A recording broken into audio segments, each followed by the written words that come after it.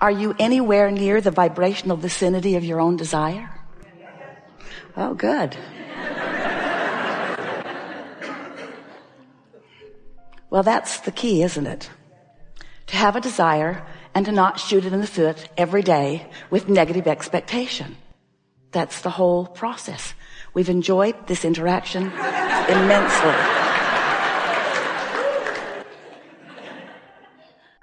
Well, you are remarkable in that you are among the rare humans who are recognizing your vibrational nature. And if you aren't fully recognizing it in this moment, you will before we are finished today, because it's all we ever talk about. The vibrational nature of you and of everything else. Most humans don't regard themselves much as vibration, even though you are primarily, predominantly that. You don't realize you're doing it. You do it so naturally. But there's another sense, your emotional sense, that really is the vibrational translator that we want to focus on. It's what we always want to focus upon, because when you are aware of your emotions and what they mean, then you are able to consciously meld together the vibrational beingness that is you from source perspective, that part of you that existed before you came into this body, who still exists even though you are in this physical body. You're able to meld that part of you with this physical human personality part of you, because your emotions are always your indicator of that vibrational proximity, that vibrational alignment or misalignment, that vibrational allowing of the fullness of who you are to be present and flowing to you and through you in this moment, or the resistance that is keeping that from happening. And we want to help you to realize that in every moment of any resistance, and resistance isn't a bad thing, although it's something that you want to learn to be aware of and to moderately control. That resistance that you are aware of because of any negative emotion that you might feel is always self-imposed, self-applied, because of you in your physical body. It's your focus. No resistance is ever added to the equation from your non-physical standpoint. Now what that means is, as you've been here banging around in your physical body, sifting through the variety that surrounds you, you've naturally contoured a vibrational reality. In other words, when you know what you don't want, you know what you do want. You just can't have any moment in time that you are not perceptually looking for improvement and looking for the best possible scenario for yourself. Now, there are a lot of people that don't want to be that way. You want to be more humble, or you want to be more giving of others. But we submit to you that unless you are selfish enough to care about your own vibrational relationship with your own vibrational partners, meaning the source within you, then you have no chance of alignment, and then you have no chance of steadily flowing the fullness of who you are into any moment in time. And if you're not fully aligned and flowing the whole of you into the conversation, into the lovemaking, into the appreciation, into the awareness, into the conversation, into whatever it is that you're focused upon, then the diminishment that you experience as a result of not allowing the wholeness of you to be there is what you would describe as negative emotion, and it's what we would describe as self-applied by you resistance, as a result of choosing thoughts in this moment that are not up to speed, are not equivalent, are not same as the thought that the source within you is thinking about the same thing in the same moment. As you form a perspective or an opinion, law of attraction will validate it, because law of attraction will match whatever you've got going on. So sometimes in your quest for rightness, you form an opinion, and law of attraction just validates that rightness. We just want to point out to you that if in the midst of that rightness you feel negative emotion, the source within you is holding a different opinion. The source within you is not calling you wrong and not even trying to get you to think differently than you think. Just being who source is, loving as source loves, keeping the light on for you in case you want to stumble in. Today we're going to go into new places because who you are and who we are and who this all is cannot stand still. We are creators. We are joyous co-creators.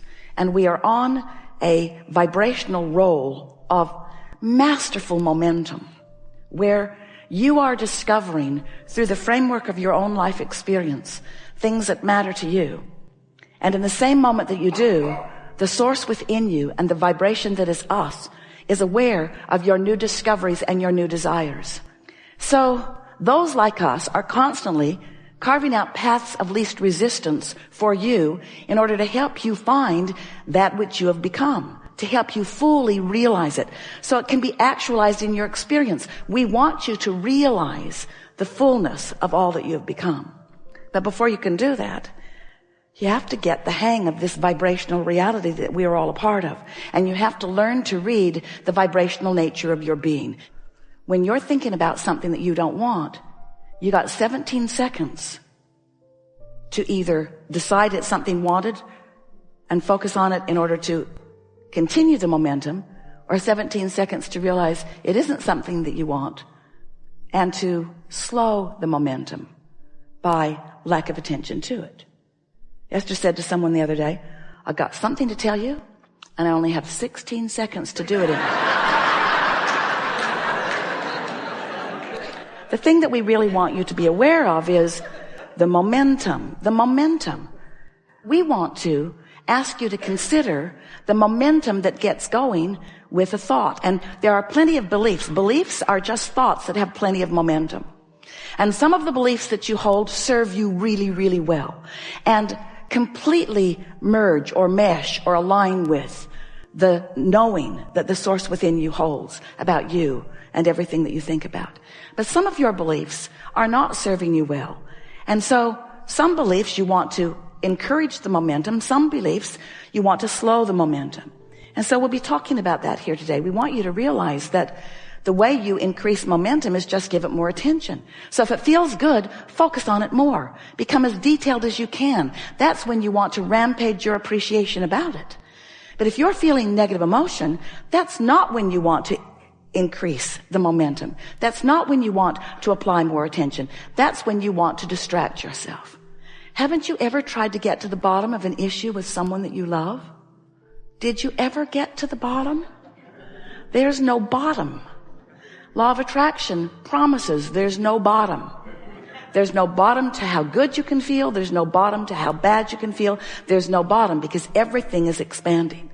You've just got to understand it, what it feels like when you are flowing it and what it feels like when you're not. And so that's what we'll be talking about in these hours that we are together. We want you to know that you create your reality by contouring your thoughts and that you don't do it all at once, but that you have a guidance system within you that will help you to do it. And you also have a very responsive universe all around you, giving evidence all day, every day of what your vibrational frequency is. Esther had one of the most enlightening and therefore satisfying days of her entire life at the Del Mar Fair, where grandchildren, Kate and Luke, demonstrated the principle of your vibrational point of attraction with such vividness that Esther will never wonder about it or law of attraction again. At the outset, almost the moment that they walked in the gate, Esther said, in her enthusiasm of the magnificent day that was going to unfold, because who doesn't want to be there with all of that? She said, there is a lot to choose from, so if you feel attracted to anything, just point at it. And right away, Luke said, I'm attracted to that. And it was a wheel. It wasn't a game. It was a sort of wheel. And so Luke spun the wheel and won free tacos. She wasn't very excited about. And then Kate spun the wheel and got something she really didn't want, a chance to win something at Knott's Berry Farm. And she looked slightly disappointed, and the nice man said, "Spin the wheel again, sweetheart." So she did. Got the same thing. The stupid tickets to win something that she didn't want. And she looked slightly disappointed. And the nice man said, "Spin it again, sweetheart." So she spun it again and got Slurpees from 7-Eleven, something that she talks about incessantly. So there it began. Kate's world was responding to Kate in the most magnificent way, and Luke's world had turned to manure already. Because not only did he not get what he wanted, Kate did, which just made it so much worse. And then the day unfolded where everything Kate touched turned to gold. There was a basketball game where Luke's really good at basketball. He has a hoop in his backyard and he's really, really good at it. Just came back from Spurs camp. So Luke's throwing the ball and it's just bouncing back, bouncing back, bouncing back. Esther invested close to his college education in the game. 3 more balls, please. 3 more balls, three more, please. Kate threw her first ball and it went right in. And she won a great big Pegasus. Oh, it was so big and beautiful. And Esther looked at Kate and then she looked at Luke and she could see the momentum had already begun. We won't tell you all of the details, but it was a remarkable day of Kate winning so much that they had to make a trip to the car to put it all in. And Luke saying, "It's like they don't want me to win."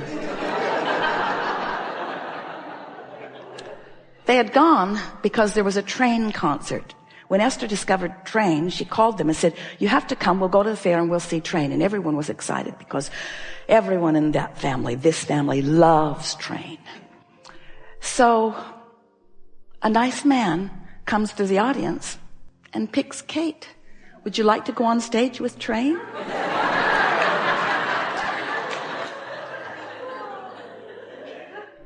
Can you imagine? And are you getting the full implication of all of this?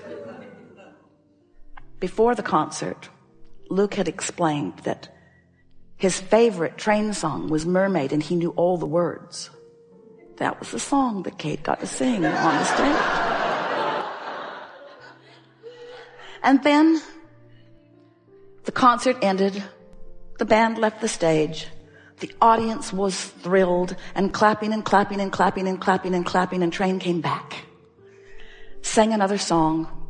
It was so wonderful, and tossed out 3 last t-shirts into the audience. Kate got one of them. And as they left the grounds, Esther thought, I loved this day so much because I've been Kate and I've been Luke. And Luke's been Kate and Kate's been Luke. And everyone I know has been one or the other of them.